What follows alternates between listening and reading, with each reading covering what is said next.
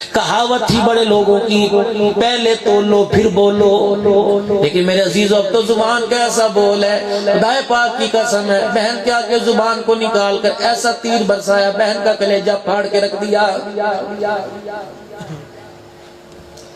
ماں کے سامنے کھڑے ہو کے ایسی بدتمیزی کی، ماں نے کہا انشاءاللہ زندگی رہی تو آج کے بعد تیرے سے ملاقات بات نہیں کروں گی۔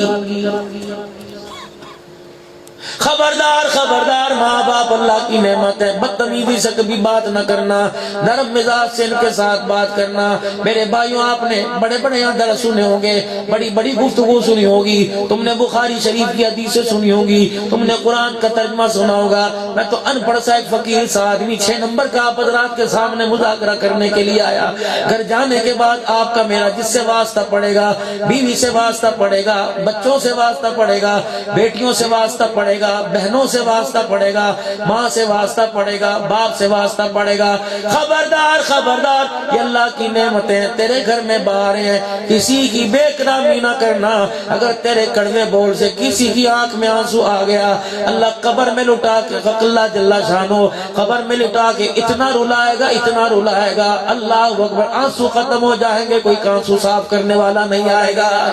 مولا یا تیرا ہو جاؤں اتنی آرزو ہے، مولا یا بس اتنی ہے تمنا، دل بدل دے، مولا یا تیرا ہو جاؤں اتنی آرزو ہے، مولا یا بس اتنی ہے تمنا، دل بدل دے، مولا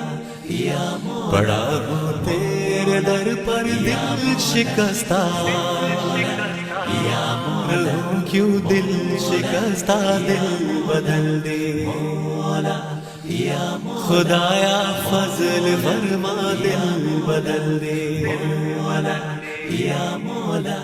مولا